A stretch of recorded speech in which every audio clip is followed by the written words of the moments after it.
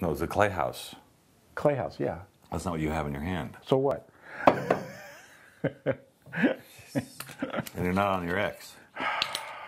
I know you have an X, but I don't know if you're not on the X. Yeah, that's not the X either. Where's the X? This is the X. Oh, see? You don't even know where it is. This is a pretty official place. We have our own marks and everything. Yeah. The circle is there somewhere. Well, my circle's over here. Why is it so far? I don't know. Well, there's plenty of circles on here. There it is right there. Well, I can't help it. If there's a circle here and a circle here. Hey, welcome. It's a circle jerk. Welcome to the VIntners Series for May 2011. And I'm glad you're having fun. This is only our second taping for the morning, so we got 2 more to go, including this one. Yeah, Malbec. It's not just for breakfast anymore. And then we just have, we also have our corporate lunch today. You sticking around? Yeah, of course. Panda Express. Yeah, Panda Express. Yeah. Wow, it's going to go great with Malbec. You know, one of our fans here at the Wine of the Month Club, not only a Facebook fan, but one of our customers for years was Andrew Churn of Panda Express Panda. Mm-hmm. And when he used to hang around here, he had only 350 restaurants. Now he has 1,000. You know, that's a really good chain. It's amazing. Hey, well, I got a flash for you. I was just friended by Harold McGee on Facebook. Now, those of you who don't know who Harold McGee is, I call him the god of food. The guy is absolutely amazing. A scientist, written without question the most phenomenal book on food ever. Very difficult to read, very difficult to get through, but everything is in there about food. Why did he friend you? You're giving something away? We don't need to go there. I have absolutely no clue to tell you the truth. But you know, I told half my friends, I'm sorry, I can't be your friend anymore because I might be talking to Harold McGee one of these days. Yeah, right. You know? So anyway, okay. Can we talk about Clayhouse now? This is, you know, we did the Clayhouse White, right? Yeah, we did. Yeah, and it was very good. And they brought the red, which is very good, but this is varietal, which they don't make a lot of. It's Malbec, yeah. And it's really good. Delicious. Malbec, amazing. I mean, Paso Malbec. One of the few, you know, there's not that much Malbec grown in California, and if you've ever tasted them, you would know why, because they taste absolutely awful.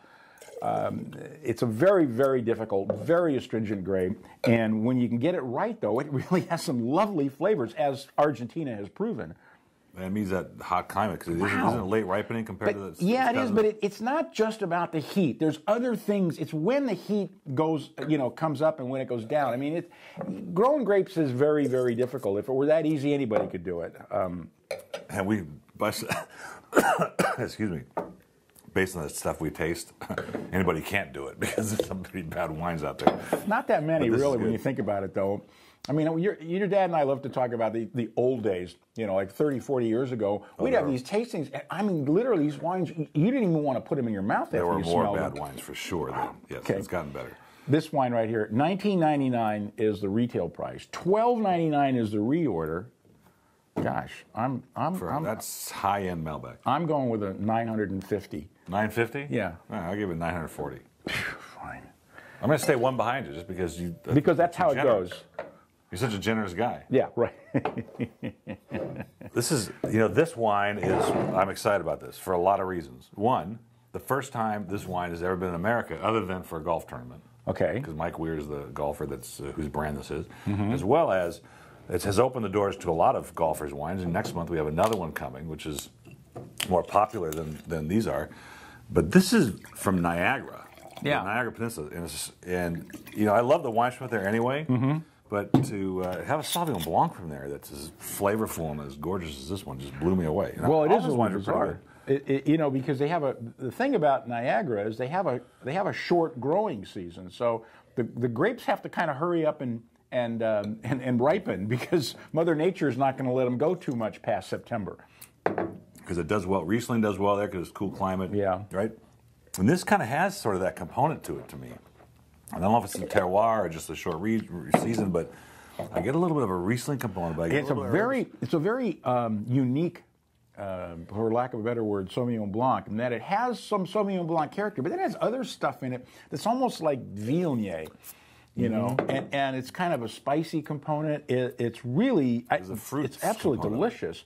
It's just, it's hard to believe that they can actually ripen Sauvignon Blanc, because Sauvignon Blanc likes some heat, it likes some light, you know, but it's up there in a higher latitude too, so it gets more light toward the end of the season. That's actually why the government sticker on this has been added because they've never sold any of it in America. So this is the first time they've ever brought anything into America. We had to get approved by the TTB to bring it in. And I'm excited about the prospects of his other wines. The Pinot Noir was very good. That's interesting. It was light, but it was good. And they had Bordeaux varietals that actually were, I know, that one's kind of the reds. They weren't bad. There's no problems with them. Some of the best Bordeaux varietals that I have tasted have come from the North Shore of Long Island. A company, a matter of fact, I had them with your dad. We tasted these Bridgeport Merlot. It was stunning, absolutely stunning. But you know, you got to get off of this thing about having a lot of heat. We just do that in California because we think it means something. Anyway, $22.99 on the shelf. $12.99 for more of this. $12.99 reorder price, and this is really good. And I'm gonna do a 92. I'll go 93 because I'm going one ahead of you. I'm a golfer. Yeah. Oh, that's it. You know. And just maybe someday Mike Weir will come and sign his golf ball. Hey, that's going to happen. You're going to see a lot of activity from the golfer side of things. Good. Lots of exciting wines. Okay, our next up is the Meli Carignane from Mapo Valley in Chile. Okay, how many of those have you had? Carignane from the Mapo Valley in Chile. I mean, seriously, what a nose. Is this like the south of France or what? Well, yeah, it is. It's kind of got almost that Vitis Labrusca variety, that little foxy, what they call foxtail. I don't know how many wine people ever smelled the underside of a fox. So it's amazing to me that term actually came about. I remember this, and what I remember now is that right after the mid-palate, there's this fruit explosion. And it just reminds me, and I like it because it's leaner than some Carignanes can be, right? It's got a little more acid. I just love the components in the middle. Well, this comes from relatively old vines. Carignane is a very difficult grape. It has a lot of roughness to it. You know, it's used to add tannins in weak vintages to other red grapes, especially in the Rhone and the Provence, although they don't have too many bad vintages there because it's usually pretty consistent. But this comes from old Carignane vines. I think they're 50 or 60 years old, and that's what gives it, the flavors that it wouldn't normally have, even in a 20-year-old vine. And believe it or not, that can make a difference. You clearly get that. It's got sort of an oily. Yeah, oily is a good term. Oily noise. Really good. Kind of a pistachio oil. A pistachio. I didn't even. Oh, we got to write that one down. It's already been written down. Pistachio. Okay, the Meli. So it's $22.99 on the shelf, regular price. $12.99 is a reorder price, and I'm gonna give this a 93. Yeah, I give it 92, 93. 92, 93, or in my vernacular, 92.5. 930. So 925. And it's just so unique. You just don't see them, and that's why I wanted to feature this, because it is so interesting to find varietals from that area like this. Well, you don't. No, you don't, and it's growing less and less popular because it's so hard to grow. It's really cool. Hey, that's the VIntners Series May 2011. No, can we do the last grape, the Alta Vista? Hey, that's the VIntners Series, as far as you know. And how long have you been doing this now? Can I cut that out? No, leave it in. Actually, I don't know why I missed it, because I tasted this just before we turned the camera on. Yeah, I know. And was thrilled with it. Because, Torrontes, they're starting to get more styles coming through. I've seen some leaner ones, and they're not over tropical, but sometimes they're just bitter. They can be bitter. So you get this tropical nose, and then you taste the wine, you kind of go, that doesn't match.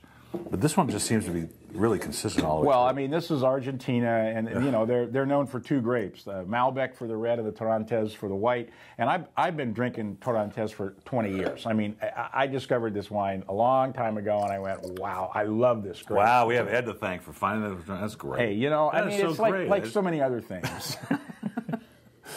But this is consistent. The nose, which has got a floral component about it besides that tropical component. Wow. And you taste it all the way through to the finish. What a powerful bottle of wine.